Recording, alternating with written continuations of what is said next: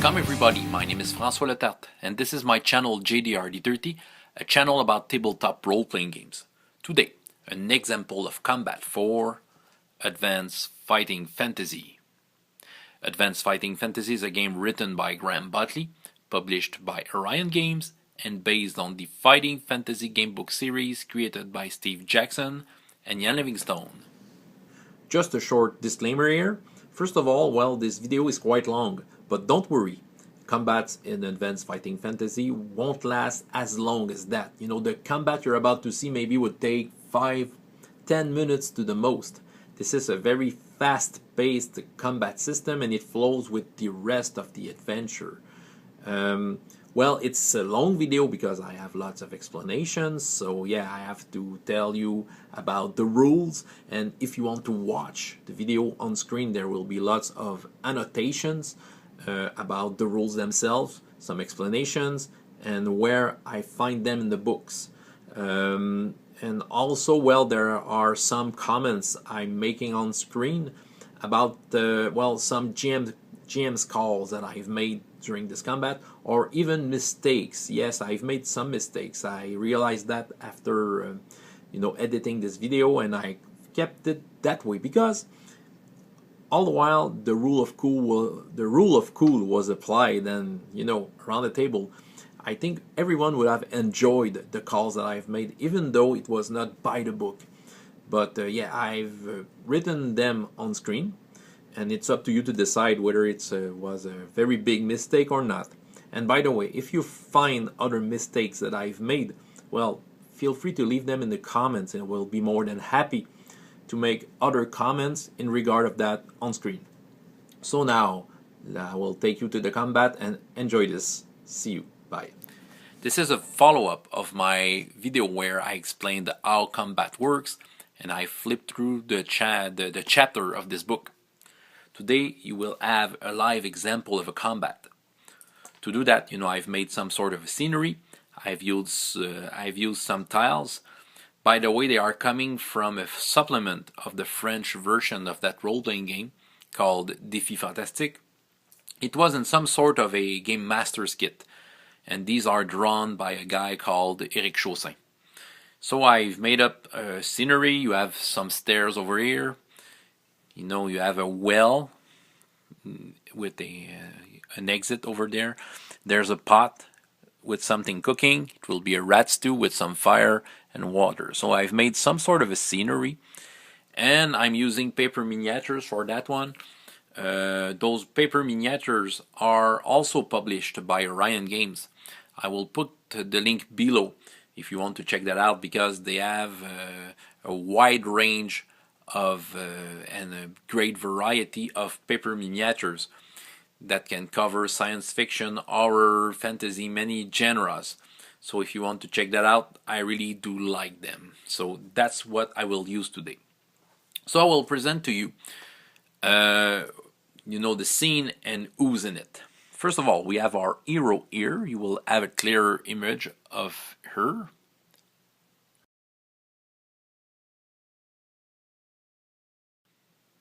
So she's called Jen.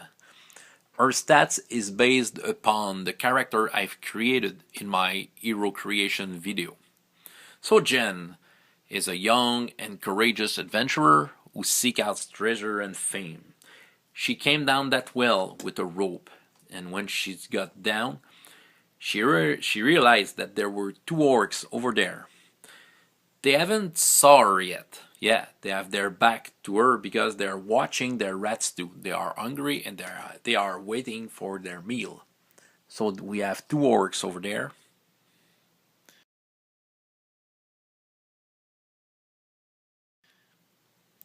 Yeah, you just saw a clearer image of them.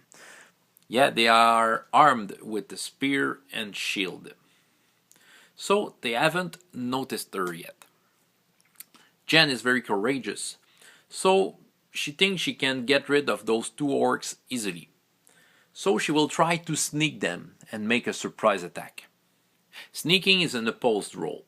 Okay, so to calculate that, let's take Jen's stat.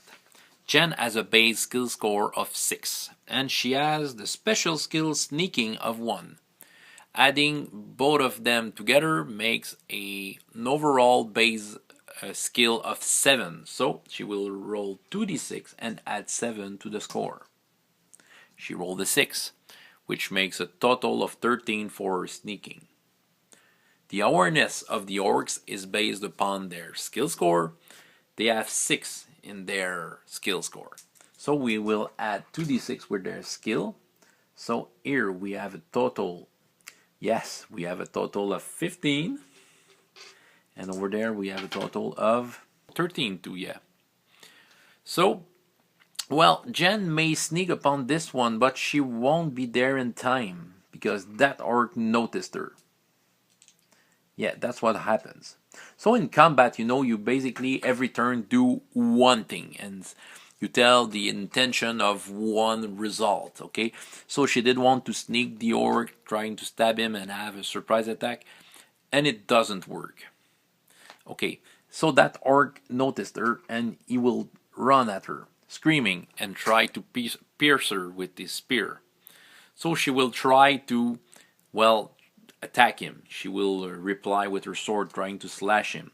While this orc won't react immediately since he didn't beat Jen. He was equal, but let's say that, okay, he wasn't ready yet. So she's against one orc. When we get into combat mode, it's recommended to add 1 dice. That dice, when rolled, will be either the damage of the weapon or the armor. It depends if you're on the winning or the losing side. So Jen will roll. She has a base skill score of 6, and she has 2 in her special skill for swords, which makes an overall base skill of 8 to attack. And the orcs will roll with a 6 skill. Okay, so she rolled a 9. She has a total of 17 to slash the orc and try to outmaneuver his spear. The orc will try to do better. We will add 6 to the score. 7 plus 6 means he got 13. It's not good enough for the orc. So he will receive the damage. Okay, she was faster than him and she slashed through the orcs, though his shield blocked a little bit. Yeah, the shield of the orc is efficient if he rolled a 5 or a 6, which is the case. So this will be for the armor for the orc. He will block 1 point of damage. Jen, on the other hand, rolled a 2 for damage. If we check out the sword's chart to see how many stamina points the orc will lose with a roll of 2, it's 3. So he should lose 3 stamina points, but since his shield block a little bit of it, he will only lose 2 stamina points. So let's begin to damage the orc. Yeah, he's bleeding a little, and he doesn't like it. His friend comes. He turns over. Yeah, and he will try to attack Jen. Now the difference, yeah, she has 2 opponents, it's obvious. But not only that, she's outnumbered by 1. She has 1 more orc to fight. And the outnumber bonus for the side that outnumbers an enemy, they all add 1 to every fighting person over the first one. So yeah, since they are 2, so 1 more fighting person in that group, so they will both have +1 to their basic skill score. Now the orcs both have 7 as an overall base skill score to attack Jen. And they will try, both of them, they will try to pierce her. Jen will change the tactic though. She will try a pushback attack on this one. Her goal is to push that orc into the stew. Yeah, a pushback attack. She will try that. Yeah, she will try to outmaneuver the orc and push him with her foot if she sees a gap to do that. Let's roll for that orc. Okay. Whoop. It was a 5, by the way. Yeah, I haven't cheated. I saw it. So he rolled a total of 13. No, 14. Yeah, he has one more. Oh, that orc rolls very high. He has a total of 18. Will Jen be able to defend herself? Well, she's quite good. She has a total of 19. Meaning that she beats both orcs. She can beat him, but she won't damage him. It just means that she was good enough to defend herself against him. But her intention was to push that orc, and she succeeds into it. Meaning that he can be moved by 2 meters.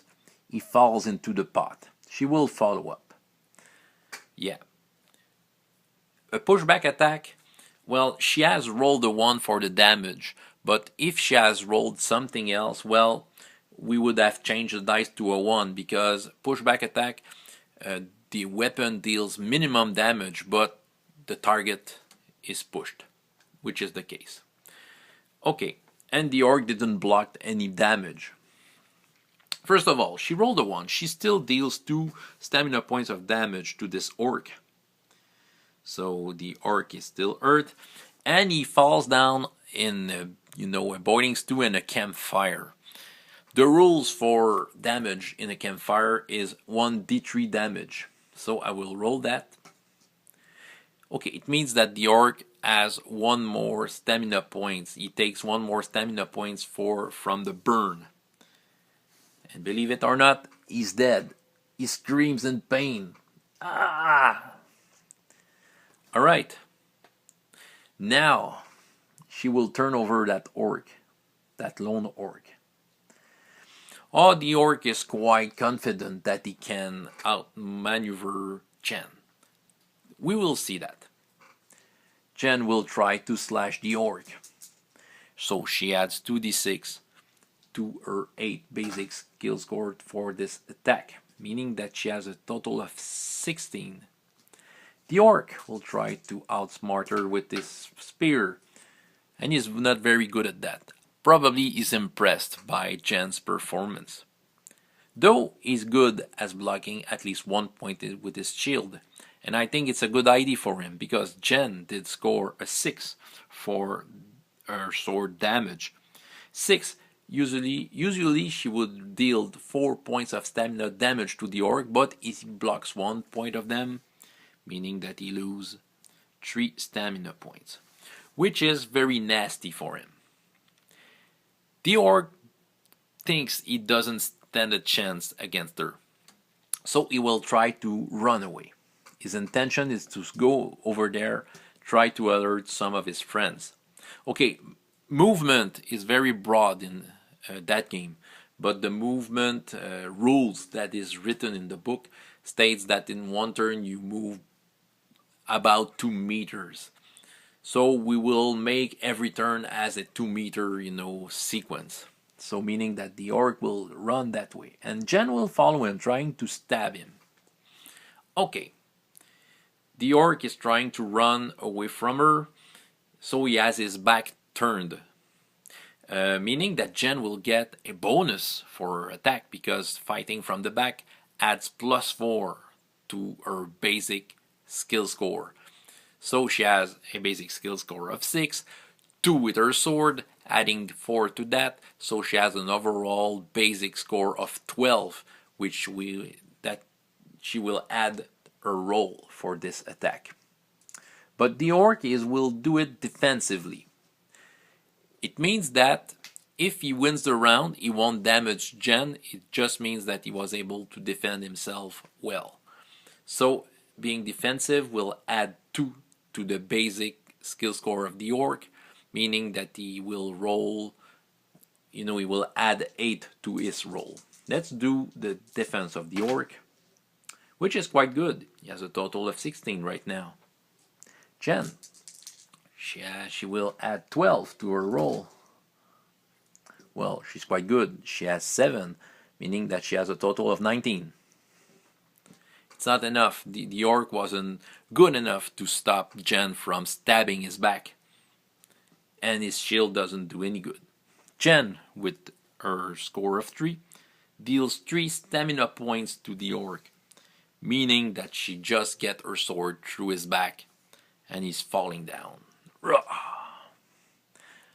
So Jen was quite good with this fight. She didn't lose any stamina points. She's quite healthy and she's ready to take over the rest of the place. Now, taking the time to take her breath, she looks at the orc if they have something of value, which they don't have. And she don't like the smell of the rat stew, even more with the fact that there's an orc cooking with them. So yeah, she wants to get to that stair place. We will just turn the camera a little. Okay, and yeah, while she approaching the place, okay, she hear a loud noise coming from upstairs. Something very heavy is coming down them, and this is a stone golem.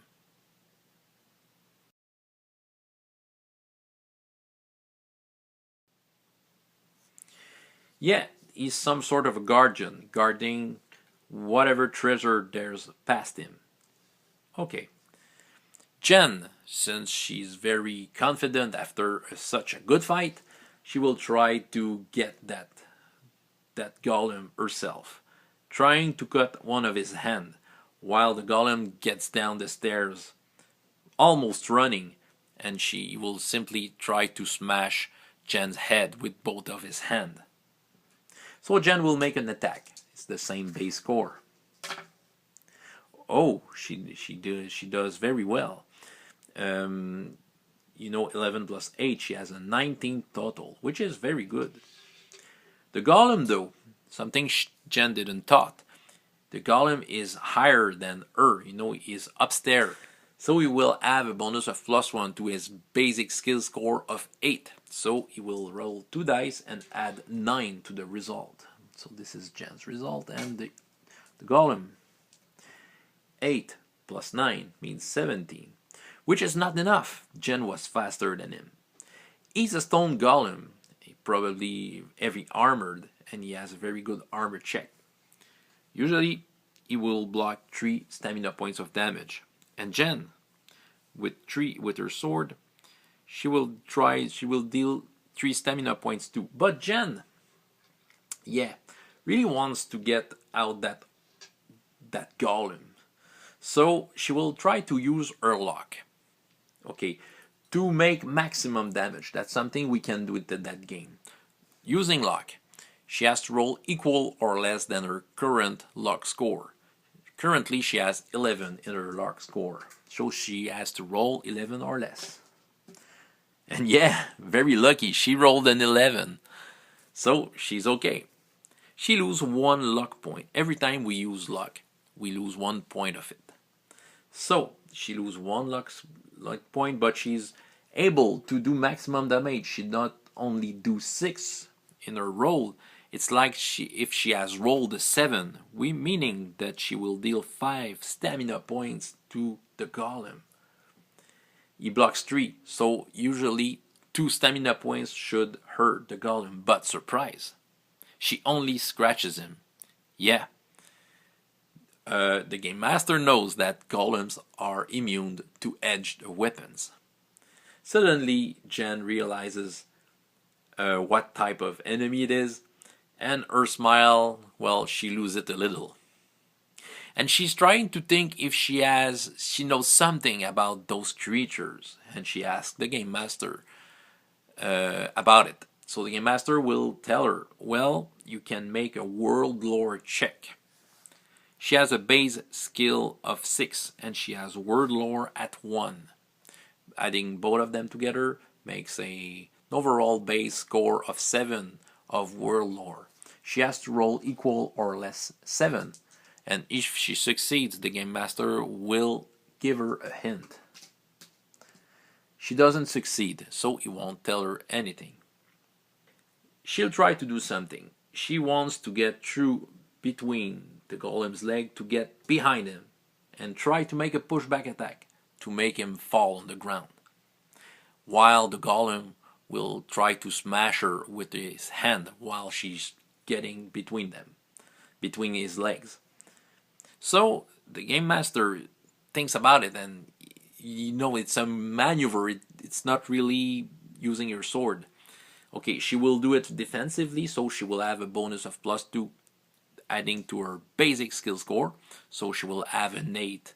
Okay, and he tells her that she could use acrobatics with that.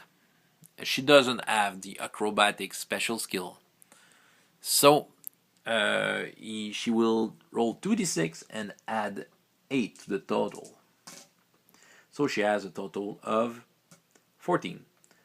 The golem still has the upper ground from her. He still has the bonus because he's on higher ground than Jen. So he will add his roll to 9.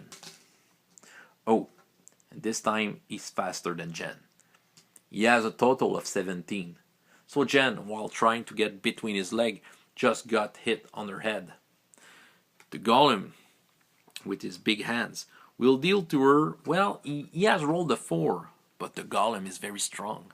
He has a bonus to +1 for this dice. It's like if he has rolled a 5. 5 means that he deals 4 stand-up points of damage to Jen. I will have to roll her armor. I forgot about that. Well, her leather armor blocks 1 point of damage. 5 and 6 is enough to block at least 1 point. So now she has lost 3 stamina points. So, ow, she's hurt.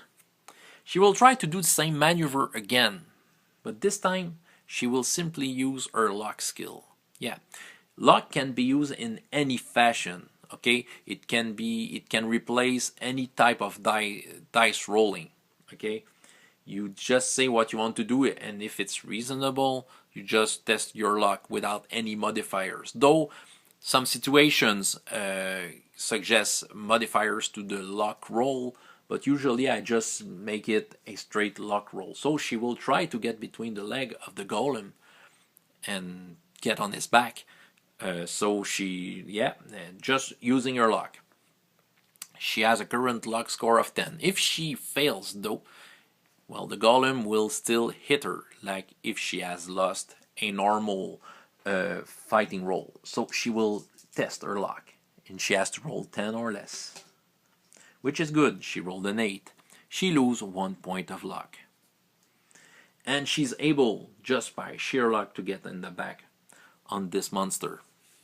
The golem, well, since he's very big, well, no, okay, yeah, he can turn over, but she's on her higher ground. Now she wants to try her pushback attack. And she will use her sword, even though she knows that the sword won't do any good.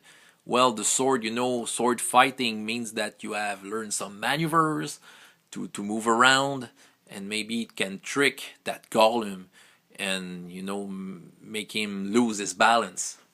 That's what she will want to do. She has the higher ground from the golem, so she has +1.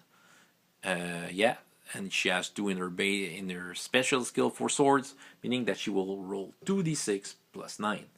The golem will try to kick her, and he will add his dice roll to 8. He has a total of 15.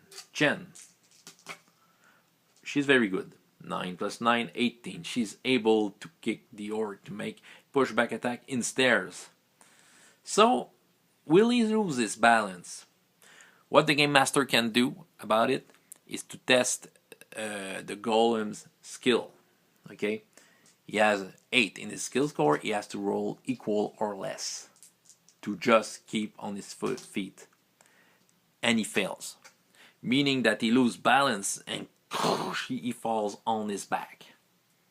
And well, Jen once again realizes that she can't damage the golem, even though she would have rolled a 1 for damage, since pushback attack you roll minimum damage. But she just scratches him, but he lost the balance, okay, while trying to catch Jen. Jen, not knowing how to fight this golem, well, would just turn her back to him and run upstairs to get her treasure.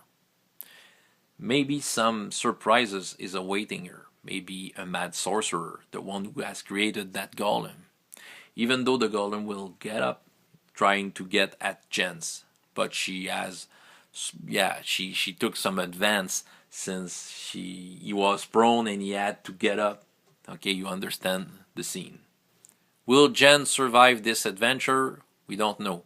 Will Jen regret the fact that she has refused the aid of a lone adventuring elf at the tavern before getting there? Maybe. She's quite alone.